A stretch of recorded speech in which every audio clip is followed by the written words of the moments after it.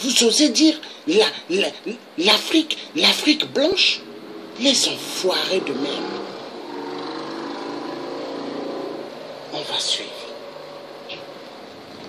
Voici donc les explications données par le colonel Destremo dans une interview à nos confrères de Libération le 10 décembre 2004. Il ne parle plus de tirs venus de la foule. Il confirme que son dispositif a été débordé par les manifestants. On n'arrivait pas à éloigner cette foule qui de plus en plus était débordante. Sur ma gauche, 3 de nos véhicules étaient déjà immergés dans la foule. Un manifestant grimpe sur un de mes chars et arme la mitrailleuse 762. Un de mes hommes fait un tir d'intimidation dans sa direction. L'individu redescend aussitôt du blindé. Le coup de feu déclenche une fusillade. L'ensemble de mes hommes fait des tirs uniquement d'intimidation. On se rapproche de la vérité. Reste une question. Comment des tirs d'intimidation ont-ils fait 16 morts et 76 blessés par balle, selon une enquête du journal français Le Parisien? D'après l'armée française, la fusillade a duré environ 1 minute. 2000 projectiles ont été tirés. Dans la foule, c'est la panique. Sur un escalier, on entrevoit un amas de corps, probablement des blessés.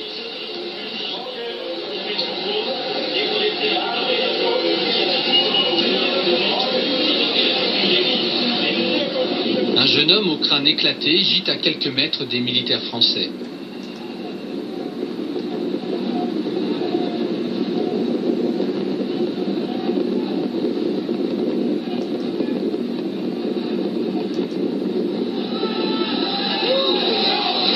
Un quart d'heure après la fusillade, les militaires français commencent à quitter l'hôtel Ivoire.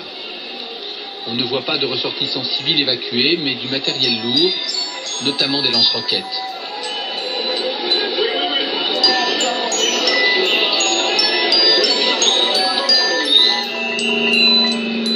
Les blindés français quittent l'hôtel sous les applaudissements des manifestants. Alors? Dans la précipitation, les Français ont laissé derrière eux du matériel. Et surtout, grosse bourde, ils ont oublié l'un de leurs ordinateurs. On voit ces ordinateurs dans les images filmées le matin de la fusillade par le journaliste ivoirien. One moment, please. 1 mois plus tard, nous avons rendez-vous à l'hôtel Ivoire. Voici l'homme qui a trouvé l'ordinateur oublié par les Français. Il préfère rester anonyme. C'est un médecin ivoirien venu soigner des blessés après la fusillade. Il nous montre où il a trouvé l'ordinateur dans le hall d'entrée de l'hôtel. Elle était placée ici. Cette arme était placée ici et ils avaient branché. Il y avait une fille ici qui alimentait l'ordinateur. Le médecin a transmis l'ordinateur à un conseiller de Laurent Gbagbo. Lui aussi veut rester anonyme. Avant de faire passer l'ordinateur de l'armée française à la présidence ivoirienne, il en a conservé une copie sur un CD-ROM qu'il accepte de nous montrer.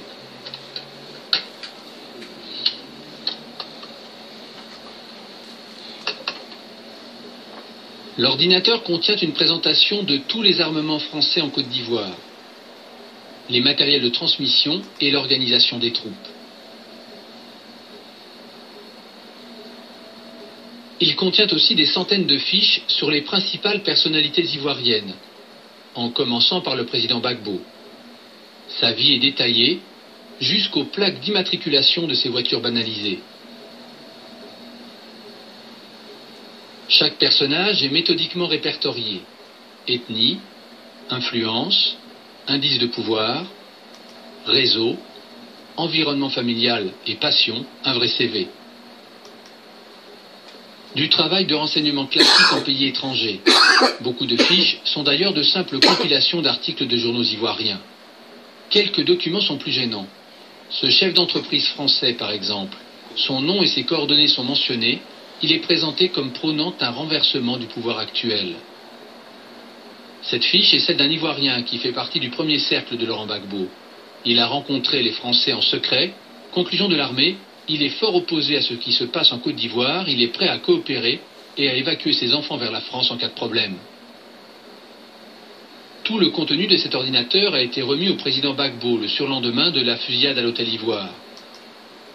Nous profitons d'une interview pour interroger le président ivoirien. J'ai vu en tout cas le paquet de fiches qui me concernait. pas du tout rassurant. Même le blindage de mes voitures est marqué là-dessus. Ça vous a surpris que les Français fassent des fiches de renseignements comme ça, confidentielles sur vous Mais on a peur quand on voit le blindage de sa voiture, de sa voiture. Je veux dire, bon, c'est ça. Et vous avez interpellé Paris sur ce... Non. Oh, vous savez, moi, j'interpelle très peu les gens. Je constate et puis bon, je mène ma petite vie tranquillement. Laurent Gbagbo aurait tort de se plaindre. Dans l'ordinateur, il y a aussi tous les détails sur l'état-major des rebelles, ces opposants qui tiennent le nord du pays. Une mine d'informations. La moindre arme sur le terrain est signalée. Sans le faire exprès, la France a rendu un fier service au président ivoirien. Est-ce que cet ordinateur peut aider militairement le président Gbagbo? S'il y avait une reprise de guerre en ce moment, oui, militairement, ça pourrait aider Gbagbo, puisque nous savons tout à travers ce document des rebelles. Le mardi 9 novembre 2004 fut un mardi noir pour les troupes françaises de Côte d'Ivoire. Pour connaître la position officielle de Paris, nous devrons nous contenter de quelques mots du chef des armées, Jacques Chirac, lors de ses vœux aux militaires. La maîtrise de soi, dans des situations dangereuses, impose de grandes qualités morales et physiques. Cela demande tout à la fois sang-froid et courage, discipline et détermination. C'est ce visage que nous ont montré les soldats de Licorne, sous les ordres du général Poncet, durant les événements de novembre dernier en Côte d'Ivoire.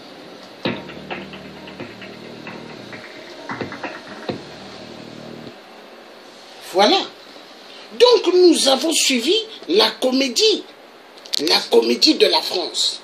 Nicolas Sarkozy, l'Hongrois de merde, il s'est dit, président de la France, il peut amener des massacres, des œuvres immenses dans un territoire qui n'est pas à la France, qui n'est pas le terrain de la France, qu'il peut massacrer immensement, il ne sera pas poursuivi.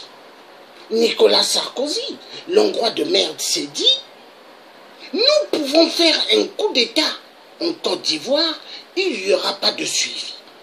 Parce que la politique française barbare, ils le font en Afrique, mais ils ne le font pas en France. Hein. Ils ne le font pas à Paris. À Paris, vous faites la barbarie, mais vous serez menottés. Mais ils vont le faire où? Ils vont le faire en Afrique. Parce que par rapport à quoi? 1. Le franc CFA. Secondo, la mafia de la France-Afrique.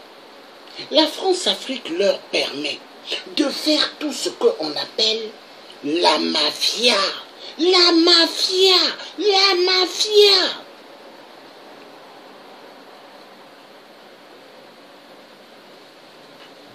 Nous avons besoin de sortir de l'imbécilité. On nous fait immensement mal. Qu'est-ce que le peuple africain a fait pour mériter tant? Mais à cause de l'imbécilité. Il est temps. Ça énerve. Nous allons suivre coup d'État de la France en Côte d'Ivoire. Nous allons suivre. Regardez, hein. Le coup d'État se prépare, regardez.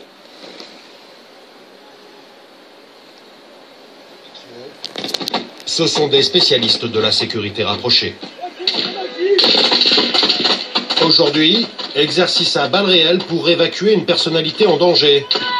Ces hommes interviennent à l'étranger, en premier lieu dans les pays en guerre.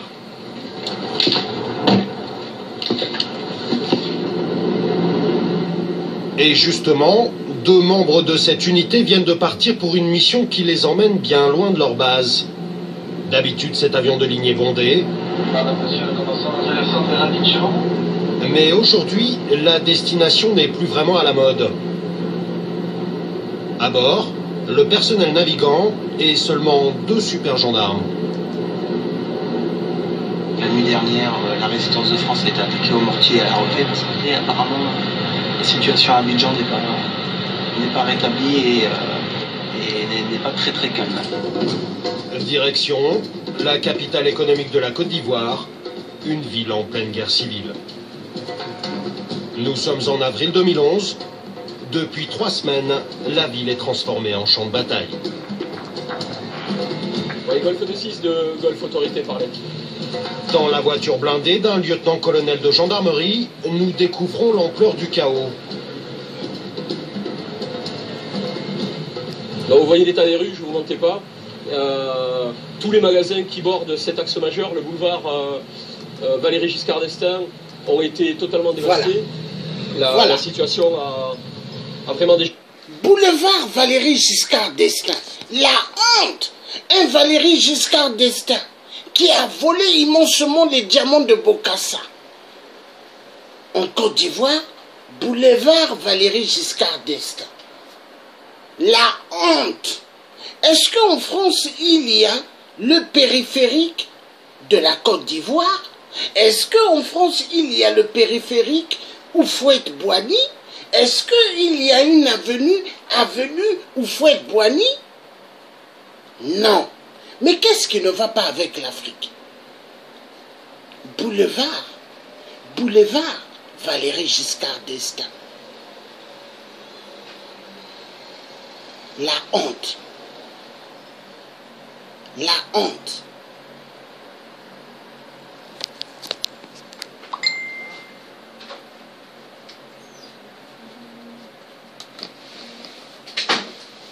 Généré depuis 10 jours, hein. Il y a eu beaucoup de combats, beaucoup de destruction. Dans un camp comme dans l'autre, on pratique ici une abomination qui consiste à enrouler un certain nombre de pneus autour de l'individu, à déverser quelques litres d'essence dessus et puis à y mettre le feu. L'ambassade de France est ici, vous voyez le drapeau français là-bas sur le toit. Vous voyez les postes de combat qui sont aménagés sur le toit du bâtiment avec un militaire. La France est une cible, là ? Oui, complètement, bien sûr. La France est une cible parce que bon, elle a quand même très clairement pris fait et cause pour le président élu, le président Ouattara. Ce qui, vu du camp Gbagbo, constitue forcément une atteinte à sa souveraineté. Donc on est devenu très clairement une cible. Un président battu aux élections qui ne veut pas quitter le pouvoir. Un président élu qui veut s'en emparer par la force. Après des semaines de combat, le président sortant, Laurent Gbagbo, ne veut toujours pas reconnaître sa défaite. Je ne peux pas voter pour celui qui a fait la rébellion. Il faut que nous montrons qu'Abidjan nous appartient. Nous avons une seule chose à faire, c'est de gagner. Son adversaire, le président élu Alassane Ouattara, n'a pas d'autre choix que de le chasser par la force. Sur le terrain, ses partisans sont en passe de remporter la bataille. Les Ivoiriens m'ont choisi à plus de 54%. Je suis le président de la République, il faut qu'il arrête, ça devient ridicule. La France a choisi son camp, elle soutient Alassane Ouattara.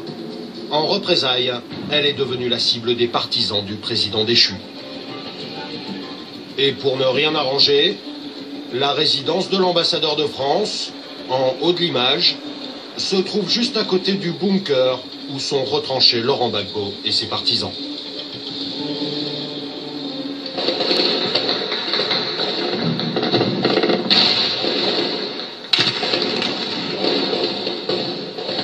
Cette nuit-là, les affrontements redoublent d'intensité.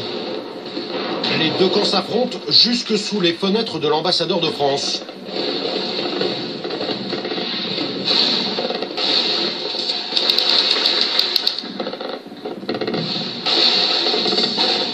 Sur la route là. Tire à l'extérieur, a mis le feu aux arbres. A mis le feu aux arbres.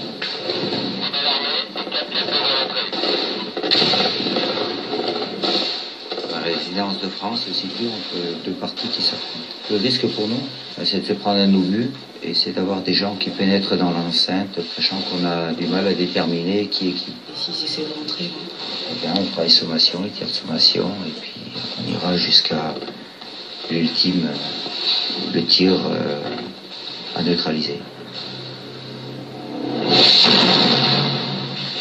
Je pense que c'est un missile. Absolument rien contre l'emprise.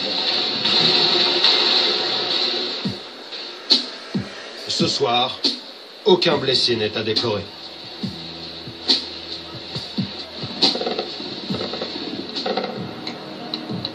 Le lendemain, à la résidence de l'ambassadeur de France,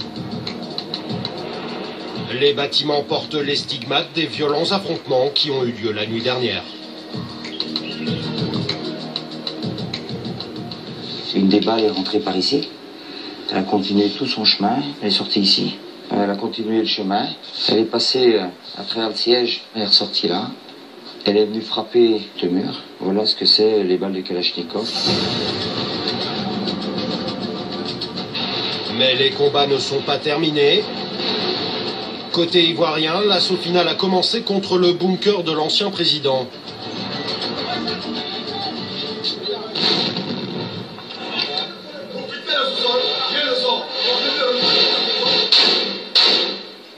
Au rez-de-chaussée, personne. C'est au sous-sol que Laurent Gbagbo est capturé.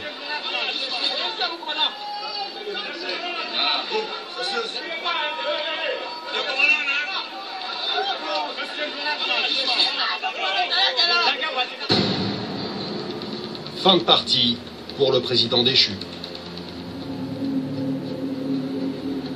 Retour à la résidence de France. Depuis le début des combats, ce sont les gendarmes d'élite qui assurent la sécurité des diplomates et du personnel d'ambassade. Le dispositif de la force sécurité protection du GIGN est dirigé par cet homme, le capitaine Serva, surnom Jaco. On est 9 du GIGN. On a deux missions bien particulières. C'est la protection de l'ambassadeur dans ses itinéraires, aussi bien sur tous ses déplacements, qu'à sa résidence. Afghanistan, Yémen, Irak. Le capitaine Serva a connu tous les théâtres de guerre. Son expérience est précieuse au cœur de ce nouveau conflit. Pendant toutes les attaques, l'ambassadeur était mis dans une zone sécurisée.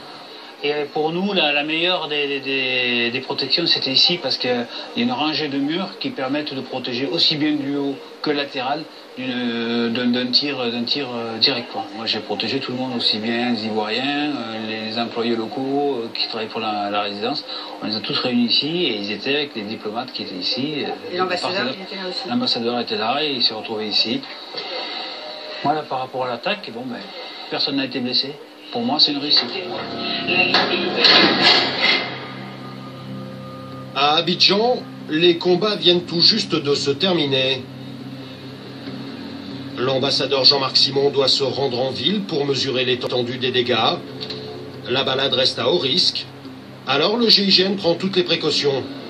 Voiture blindée pour l'équipe au sol. Tandis qu'à quelques kilomètres de là, une seconde équipe s'apprête à prendre l'air pour assurer la sécurité du convoi diplomatique. On décolle de combien de temps? À moins 10, on fait les checks, on est en route et à 10h on part. On part avec le GIGN et on vole à peu près à 500 mètres de hauteur pour reconnaître tous les axes et reconnaître toutes les rues qu'ils peuvent emprunter pour aller jusqu'à l'ambassade. Moi je monte avec eux et alors, liaison radio avec le cortège au sol. Lors du déplacement, on les renseigne en temps réel. Dans un pays en crise, la force aérienne est un atout indispensable. Depuis le ciel, les hélicoptères peuvent anticiper barrages, routes coupées ou embuscades. À bord de l'appareil, les hommes sont prêts à faire feu à la première menace. C'est un pays en état de crise, une crise diplomatique est menacée directement. On envoie systématiquement le GIGN. Le but est de préserver en fin de compte l'instance diplomatique dans le pays. Qu'elle puisse continuer à travailler dans le pays en toute sécurité. Au sol, armes à portée de main, l'équipe est sur le qui-vive. Le danger peut venir de n'importe où. Moi, je passe devant. La zone où on va aller, là, c'est un peu plus actif. Pour ça, je passe devant. Ça, s'il y a des choses à traiter, soit négocier un barrage, discuter ou peut-être faire demi-tour, je prends les devants pour traiter. En ville, il reste des partisans du président déchu. Impossible de distinguer les combattants des deux camps. Doucement, doucement, doucement, ralentis. Ça serait quoi le pire des scénarios là? Le pire des scénarios, c'est qu'ils nous empêchent de passer. Donc là, il faut être réactif. Il y a des risques de mitraillage, engins explosifs, ce genre de choses. Toujours, mitraillage, oui, ça, ils sont très friands. Et mes collègues, ils ont été accrochés ici, devant la résidence de l'Union européenne. Le convoi au sol est en contact permanent avec les hélicoptères. Pour les pattes de Jaco, on prend l'itinéraire qu'on a pris en venant cet après-midi. Dans la voiture, l'ambassadeur est sous étroite protection. Oui, allô? Voilà, très bien, parfait. Tout à l'heure. On est dans la zone chez l'ancien président Gbagbo. On n'est pas trop les bienvenus. Il faut être extrêmement bien. Ouais, des pattes, on n'essaie pas trop de traîner, il y a plein de quillage. Fais gaffe aux éclats par terre. C'est ça, je te faire. Là, tu me suis pour la trace, on essaie d'éviter les éclats et les merdes par terre. Dans ce quartier chic et résidentiel d'Abidjan, où sont regroupées les ambassades, les combats ont été intenses. Une zone désormais livrée aux pilleurs. Désolation, les pillages, les restes de tir, les postes de combat détruits, les véhicules calcinés. Bon, mais tout ça va vite rentrer dans l'ordre, je pense, dès qu'il y aura un petit peu de nettoyage. Le convoi progresse à vitesse réduite entre les carcasses calcinées de voitures. Mais soudain, les hommes du GIGN font face à un arrêt imprévu. Attends,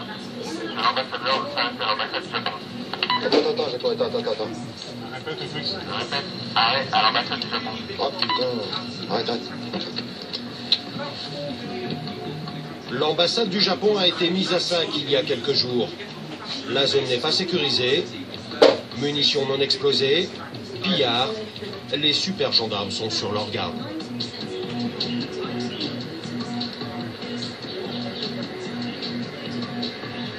Par où ils sont passés? Par là, probablement. Les miliciens à la solde de l'ancien président avaient pour objectif d'installer un poste de combat sur le toit de la maison. Débordés, les autorités japonaises ont dû l'abandonner. Le site a été entièrement saccagé.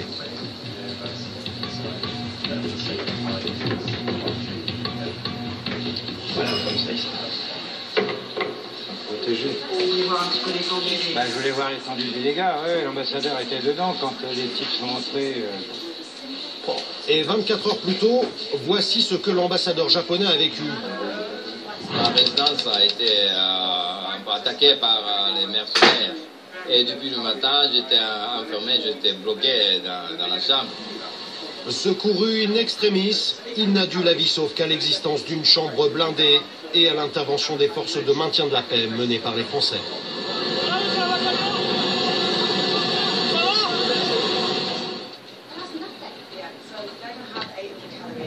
Est-ce que ça aurait pu vous arriver? Ah, évidemment, ça aurait pu nous arriver. Des tentatives, il y en a eu plusieurs. Hein. Je pense que si le GIGN n'avait pas été là, il nous serait probablement arrivé la même chose, peut-être pire même, qu'à l'ambassade du Japon.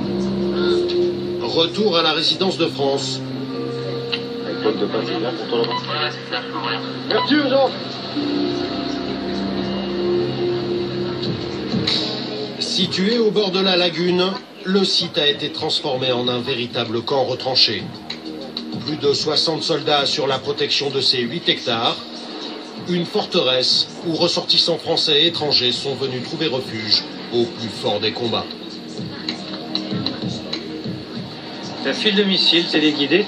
Quand on envoie le missile, il est relié à... Il y a une bobine de fil comme ça qui suit le missile et qui permet de le guider très précisément. C'est passé au-dessus de notre tête. On l'a vu, monsieur, oui, d'accord. Le soir, c'était un des premiers missiles qui a été tiré. Oui. Ils ont construit des postes de combat intermédiaires pour le repli au cas où on ne contrôlait plus la situation. C'est pas mal comme dispositif. Oui.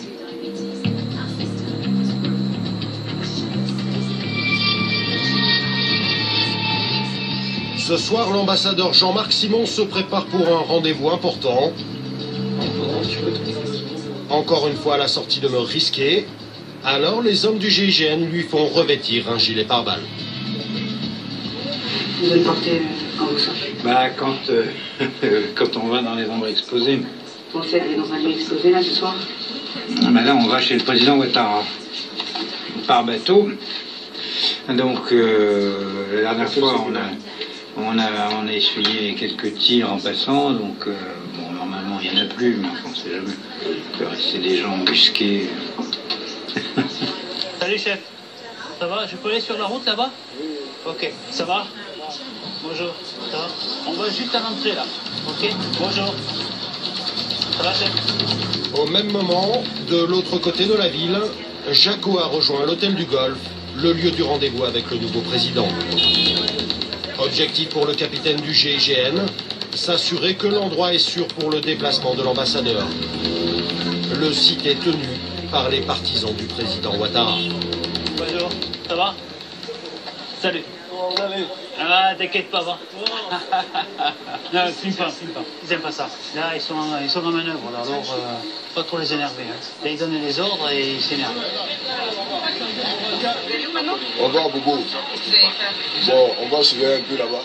Comme la munition est un peu en ville, là, on va protéger les gens. On va faire les ratissages. Voilà, les mercenaires sont là, quoi. Voilà, donc on va régler ça tout de suite. C'est fini. Voilà, on va régler ça. Sinon, le pays est propre à tellement. Merci. En ville, les règlements de compte ne sont pas terminés. Et moi, quand je suis arrivé avec l'ambassadeur les premières fois, ben, tous ces gens-là, ils m'ont repoussé parce qu'ils ne savaient pas quelle est la position de la France. Lorsque la position de la France a été affichée, c'est-à-dire soutenir le président Ouattara, ben, je suis rentré un peu dans leur cercle. Avoir un contact direct avec les combattants du nouveau président permet à Jaco de protéger plus facilement son ambassadeur. Allez, mon ami, on est ensemble. Ok, ça marche. Ok. Ouais, mon ami, bon courage. Ok, merci. À la prochaine. Ok, monsieur. Allez. Au revoir.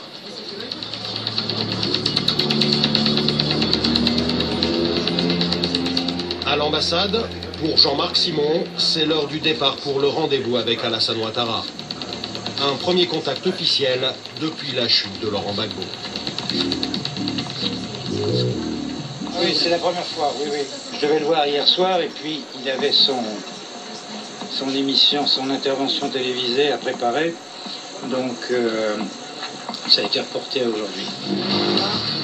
Pour les hommes du GIGN, un trajet par la route en pleine nuit serait bien trop dangereux. Des snipers peuvent être postés le long du parcours, alors l'ambassadeur emprunte un autre chemin. Direction la lagune, c'est par bateau que s'effectue le trajet, dans l'obscurité la plus totale.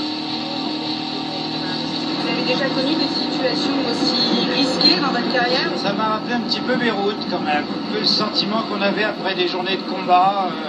Les rues dévastées, les carcasses de voitures brûlées, les cadavres sur les tas d'ordures. Et vous, en danger?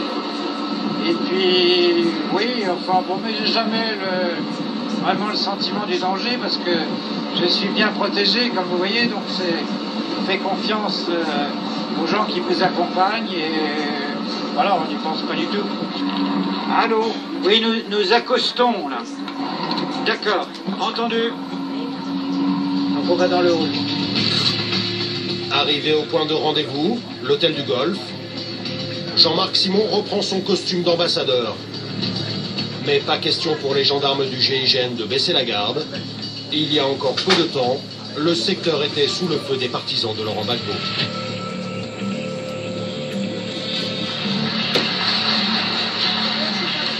Dans le hall de l'hôtel, le diplomate est applaudi chaleureusement. L'action de la France est saluée.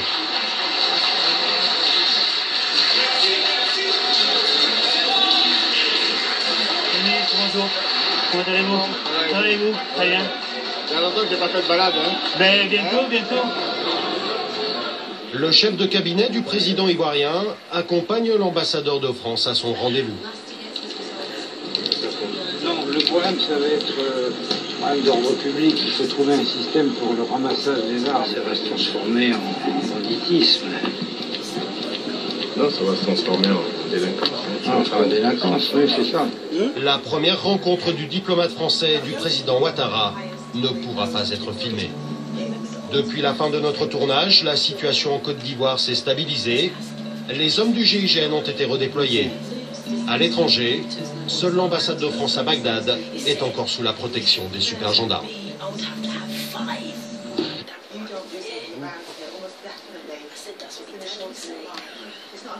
Voilà. Voilà. Donc, nous avons suivi. La France, ils se sont dit qu'ils ont le plein droit de faire ce qu'ils veulent en Côte d'Ivoire. Et c'est ce qu'ils ont fait dans mon pays, au Congo-Brazzaville. Ils ont armé 8% qui n'a pas gagné aux élections. Et 8% a massacré immensement le peuple aux poules. Ma tribu a été massacrée. Pourquoi? Parce que la France se dit qu'elle a le plein droit. Mais non, non. Nous sommes des peuples libres. Pour nos minéraux, la France nous tue. Pour le cacao en Côte d'Ivoire et le café. Pendant le coup d'État de Sarkozy, l'Hongrois de merde, qui a fait le coup d'État en Côte d'Ivoire, il a eu à voler immensement les sacs de cacao dans des conteneurs. Il y avait plusieurs conteneurs au port d'Abidjan. La France en a pris, ils sont partis. La vérité doit être dite. À main nue, ils ont tiré sur des Ivoiriens, comme des sangliers, comme des lapins. Et après ils disent, liberté, égalité, fraternité, la France, pays de droits de l'homme. Voilà. Et Laurent Gbagbo est à la CPI. Blé Goudé à la CPI. Est-ce que Ouattara est à la CPI? Ils tuent immensement en Côte d'Ivoire. Ils vendent les terres des Ivoiriens aux Libanais. Les Libanais. Donc la Côte d'Ivoire devient maintenant les terrains des Libanais. Ils payent des maisons, des terrains. C'est maintenant pour les Libanais. Mais qu'est-ce qui ne va pas? J'ai porté le drapeau de la Côte d'Ivoire. Je suis un Congolais de Brazzaville. Mais un vrai panafricanisme qui est dans tous les sujets des pays d'Afrique. Ah oui. Ah oui. Et c'est ça qu'on appelle être un vrai. Mais on a besoin que l'Afrique se libère. On a besoin aujourd'hui que le peuple noir soit respecté. Mais attendez. Il y a des Africains qui ont sauté de joie quand ils ont appris que Jean-Pierre Bemba est libéré de la CPI. Mais c'est grave. Est-ce que c'est l'homme blanc qui doit décider la liberté de l'homme noir? Est-ce que l'homme noir a déjà jugé l'homme blanc pour les crimes qu'ils ont faits avec l'apartheid? Oui.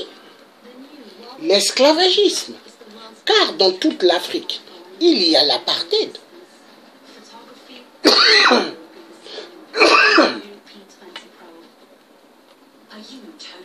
Nous devons mettre fin au jeu de la France. Les jeux de tuer le peuple noir. Oui. Il est temps que le peuple africain se réveille.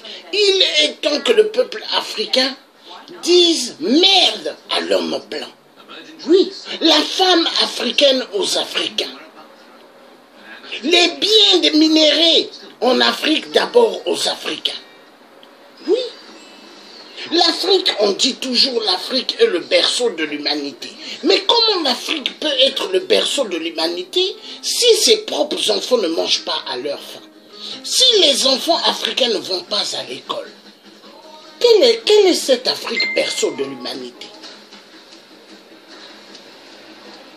Nous avons intérêt de sortir du jeu de la France. Nous avons intérêt de sortir des jeux de la pomme de l'homme blanc. Nous sommes des peuples libres. Le peuple noir est un peuple libre. Le peuple noir est un peuple élu de Dieu. car nous sommes les premiers êtres humains. L'homme noir est le premier être humain, mais massacré par l'homme blanc. Oui, l'Occidentaux, 666. Nous allons suivre Laurent Gbagbo. Laurent Gbagbo, le président élu démocratiquement par le peuple ivoirien, pris en captivité par le jeu de Ouattara. Alassane Ouattara a tout un boulevard aux Champs-Élysées, Victoria, avenue Victoria. Il a tout un quartier, c'est à lui. Il a eu l'argent. Il a eu l'argent. La mafia. La France-Afrique est une grande mafia, oui. Pays de droits de l'homme, liberté, égalité, fraternité, bleu, blanc, rouge, la France de merde. Mon cœur pleure. Nos arrière-grands-parents, tirailleurs africains, ont libéré Paris de merde. Paris de merde. Oui, la France de merde. Oui. Nous allons suivre Laurent Gbagbo, élu démocratiquement par le peuple ivoirien et pris en captivité à la CPI. La CPI est égale à l'apartheid. Là où se trouvait Mandela, Nelson Mandela. Et l'homme blanc, s'il n'est pas d'accord, qu'il vienne me voir, enfoiré de merde.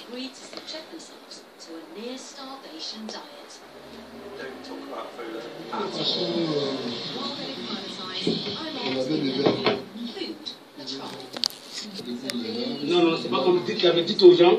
Monsieur, je vous demande d'arrêter la guerre, d'arrêter les armes. C'est tout le point. Non, faut pas, ne passe pas à côté. Je ne passe pas à côté. Nous avons déjà compris d'arrêter. Avec qui?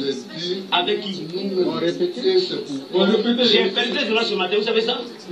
J'ai fait 2 jours hier, vous savez ça? Ça fait 4 personnes. Moulou, en fait, chez vous? Moulou, vous comprenez? Je vous ai dit, on va quelqu'un là-bas. Il va parler. Vas-y, commençons. Monsieur, tu vas s'entendre. Nous avons arrêté ce matin à Laurent d'arrêter les combats. Et c'est pourquoi d'ailleurs j'ai prévu un tableau de sortie avec un mouchoir blanc. C'est moi qui lui ai dit. Et il est sorti. Je crois que malheureusement il ne s'est pas bien fait comprendre, mais bon, il n'a rien. Et donc, ça c'est arrêté, c'est conclu. Donc je souhaite qu'on arrête les armes, qu'on rentre dans la partie civile de la crise et qu'on la conclue rapidement pour que le pays reprenne. Alors conclure, ça veut dire, vous voulez dire quoi par là, on la conclue? Allez, c'est fini. Il faut dire c'est ça. Allez-y, tout le monde a qu'à arrêter. Voilà. Vous avez la voix d'arrêter. C'est comme il y a eu des élections, qui a gagné. Ah, t'as vu, c'est fini. Non, mais c'est ça le problème, c'est ça qui nous a dit de ça. Oui, mais c'est pas ça qu'on se fait. Monsieur le Président. Non, attendez. Excusez, 2 secondes. Ok. Donc, ça fait le projet. C'est dit de baisser les armes. C'est vous vous dites Il a dit de baisser les armes. Et c'est pourquoi j'ai autorisé Tabou à sortir avec un mouton. Vous avez déversé les milices partout. Mais où vous trouvez actuellement où aujourd'hui? Quel message aux militaires ou aux mercenaires que vous avez engagés? Quel mot vous pouvez leur donner maintenant? Ah, moi, c'est l'armée. Quel est le message que vous lancez à l'armée? Oui, je leur ai dit de cesser les combats. Bon, et les militaires et les mercenaires que vous avez engagés? Non, ça, je n'ai pas engagé les mercenaires et les mercenaires. Je n'ai pas engagé les mercenaires et les mercenaires. Mais vous savez, ce conflit-là, il est à plusieurs composantes que ni vous, ni moi ne connaissons pas. Mais j'ai demandé à mes soldats de cesser les armes, de cesser les combats. Vous avez ça la vie. Le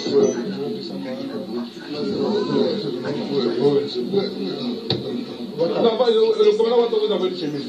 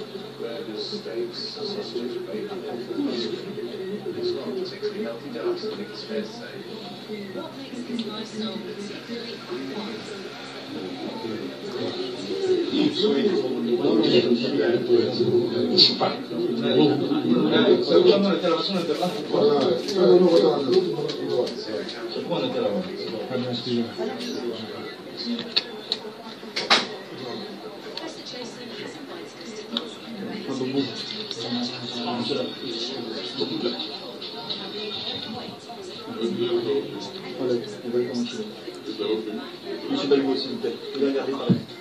Monsieur Balugo, s'il vous plaît. Vous pouvez regarder par ici.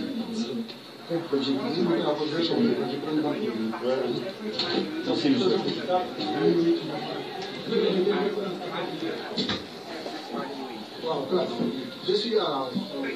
Ça fait mal. À l'époque du Houphouët-Boigny, Houphouët-Boigny voulait mettre fin à la vie de Alassane Ouattara. Et celui qui a sauvé Alassane Ouattara, Laurent Gbagbo. Laurent Gbagbo avait sauvé Alassane Ouattara. Et voilà le remerciement de Alassane Ouattara. Plusieurs claques à Laurent Gbagbo. Laurent Gbagbo, il est né en Côte d'Ivoire, lui. Mais Alassane Ouattara, est-ce qu'il est né en Côte d'Ivoire? Est-ce qu'il a un acte de naissance ivoirien? Il n'a pas. Il a un acte de naissance burkinabé. Voilà. Mais la vérité doit être dite. C'est comme Ali Bongo au Gabon. Il dirige le Gabon, mais c'est même pas un Gabonais. Il a un acte de naissance Biafra. Il vient d'ailleurs. Mais qu'est-ce qui ne va pas? Et toute cette comédie, elle est faite par l'homme blanc. L'homme blanc qui dit que l'Afrique est indépendant, que l'Afrique, il n'y a plus d'esclavagisme, grandement faux. Pour l'homme blanc, l'être humain noir n'est pas un être humain. Pour l'homme blanc, l'Afrique c'est à eux. Pour l'homme blanc, la conférence de Berlin, 1884-1885, leur a donné l'opportunité d'avoir l'Afrique dans la paume de leurs mains.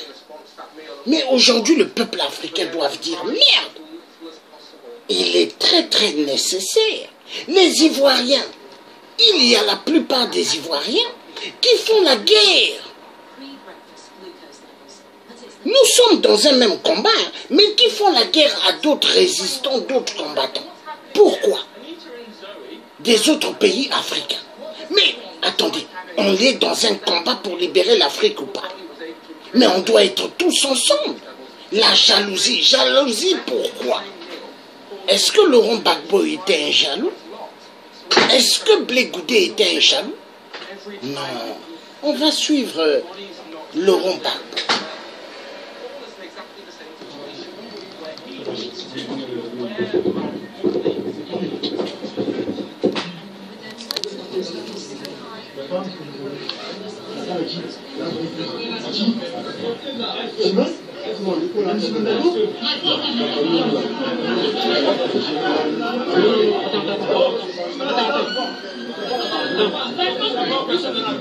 Personne n'arrête.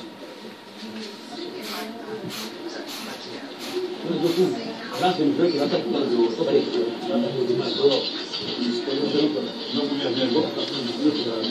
on va.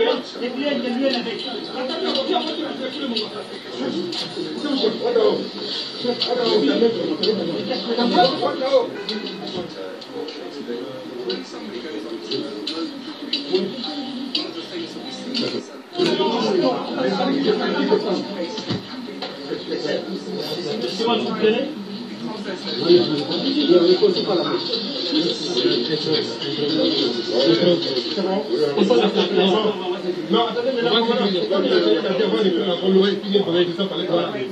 Va, monsieur le il ne peut pas sortir. Vous venez. Il ne peut pas sortir. Asseyez-vous.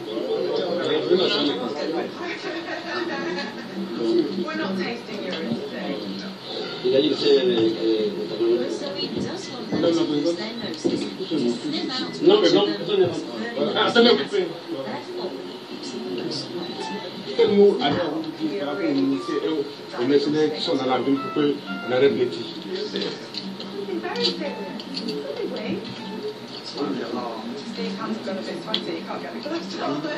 Plus fort, plus fort.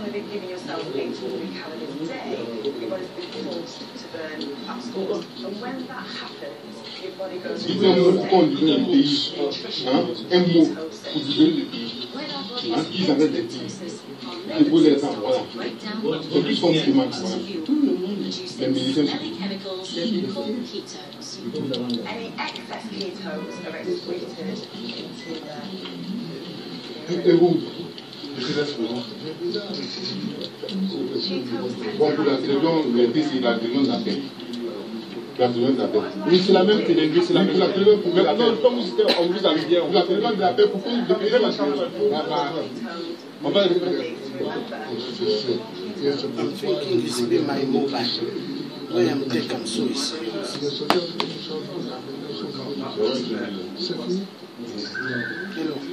Bon, allez, c'est bon. C'est bon, allez,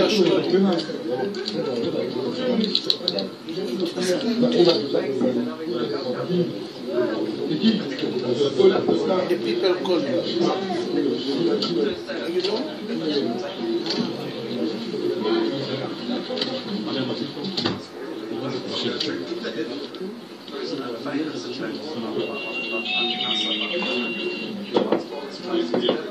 So Friday. Personne ne rentre. Pas de gens ici encore.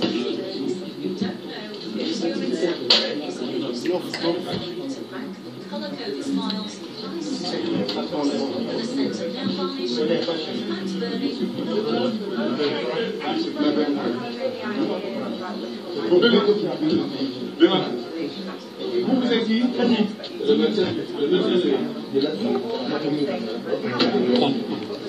Voilà.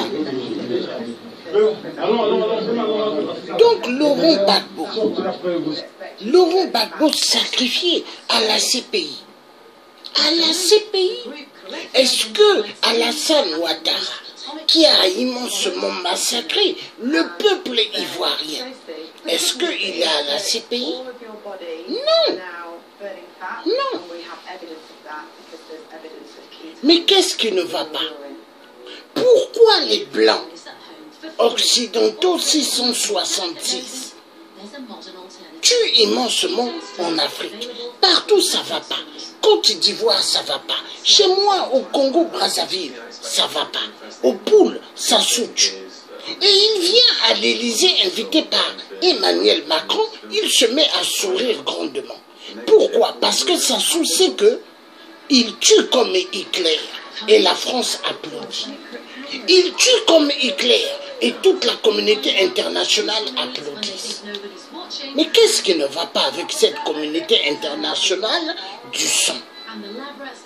Et la vérité, elle est bonne à dire à ces tarés, de bandes de tarés, de francs-maçons, de la loge de France sataniste et des Illuminati, qui tuent chez moi au Poule. Ils ont tué immensément en Côte d'Ivoire et ils continuent à tuer. Mais est-ce que c'est normal? Au Gabon, ils tuent. Partout, ils tuent. Mais qu'est-ce qui ne va pas? Peuple noir, nous sommes en guerre. Il est temps que l'homme noir, que nous soyons tous unis pour faire face au bateau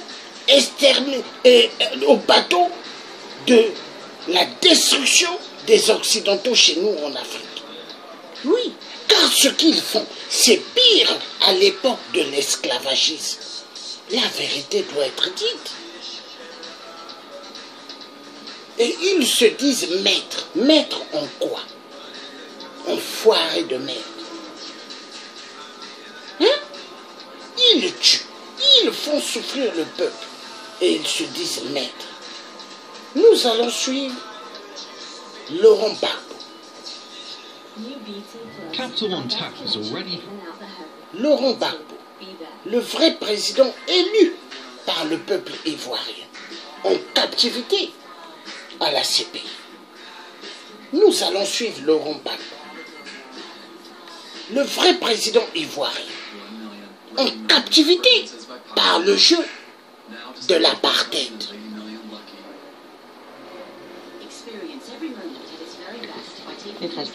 Merci Madame le Président. Le Président Gbagbo voudrait s'adresser à la Chambre.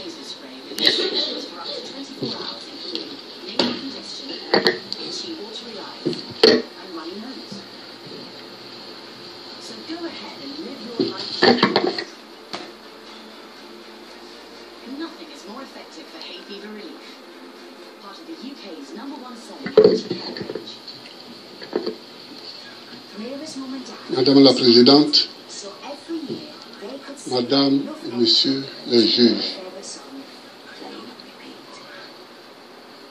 j'ai suivi ces débats.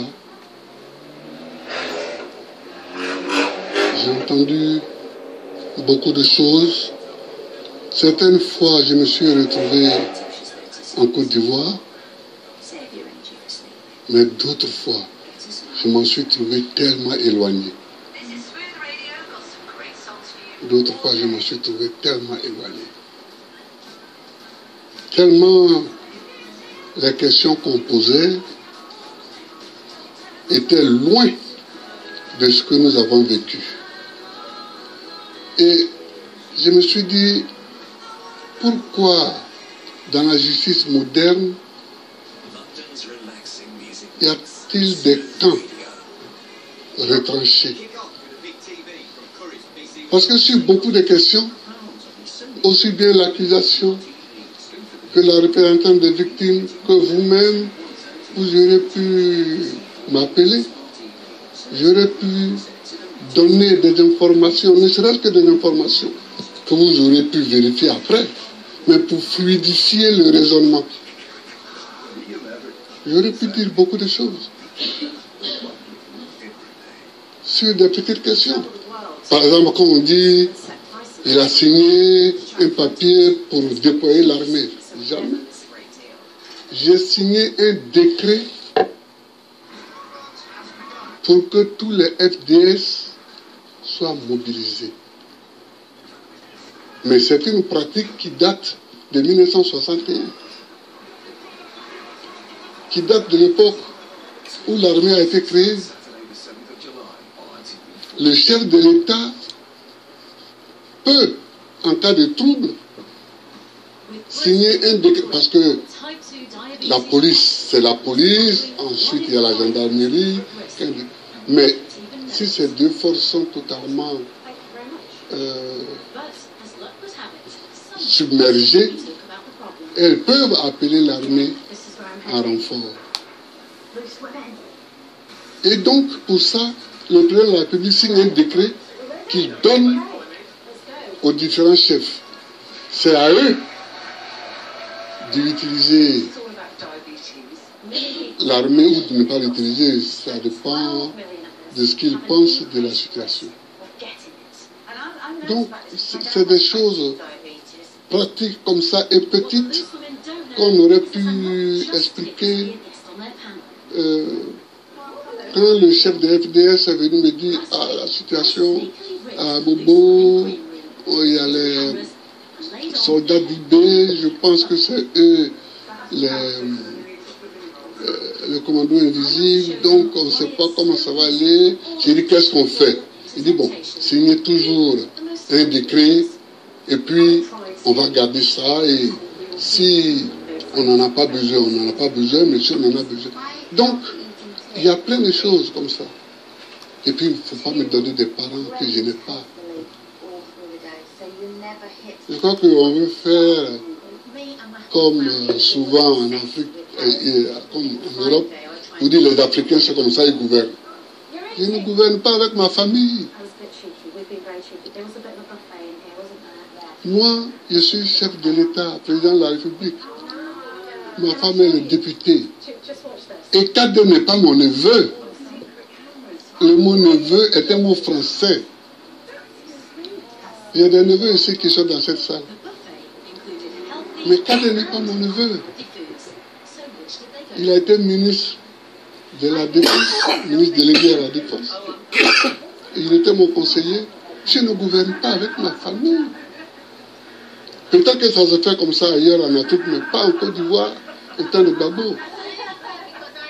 C'est-à-dire, il y a des petites choses comme ça qu'on aurait pu éviter, ça alourdit pour rien l'atmosphère, et ça nous empêche d'aller immédiatement au fond du problème.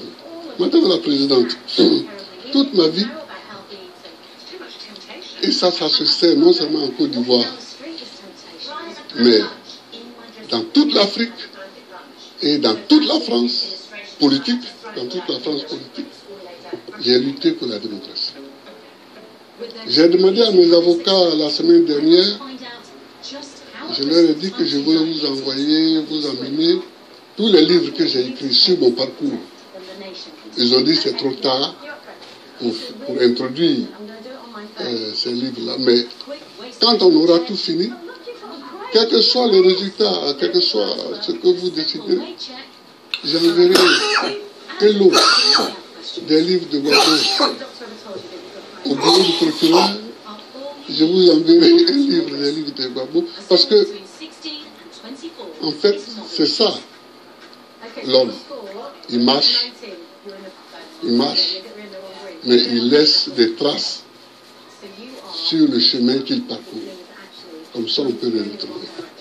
J'ai lutté pour la démocratie, et c'était au moment où nous ne savions même pas si le mur de Berlin allait s'écrouler. Nous ne savions pas ça. Donc on luttait avec un courage. Mais on était convaincus que nous-mêmes, on n'allait pas voir la démocratie triompher. Mais le mur de Berlin s'est écroulé et nous a aidés à gagner la victoire du multipartisme et de la démocratie. Donc c'est pourquoi je voudrais simplement dire, et je ne vais pas aller plus loin, je voudrais seulement dire que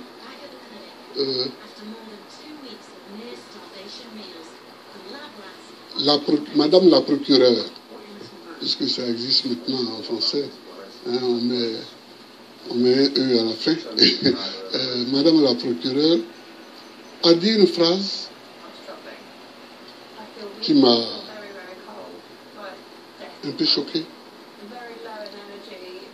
en disant que nous ne sommes pas là pour voir qui a gagné les élections et qui ne les a pas gagnées. Mais on ne peut pas parler, on ne peut pas débattre de la crise post-électorale et ne pas savoir comment les élections se sont passées. Qui a gagné les élections? Parce que c'est celui qui ne les a pas gagnées qui a semé les troubles. Je crois que c'est ça. Donc, la question est là. Qui a gagné les élections? Et donc, quand j'ai demandé qu'on recompte les voix, ce n'était pas une phrase en l'air. Vous avez vu vous-même les documents dont dispose l'accusation et sur lesquels les voix des électeurs sont répertoriées.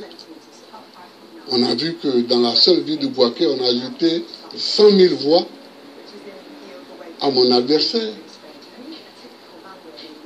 Donc, madame, c'est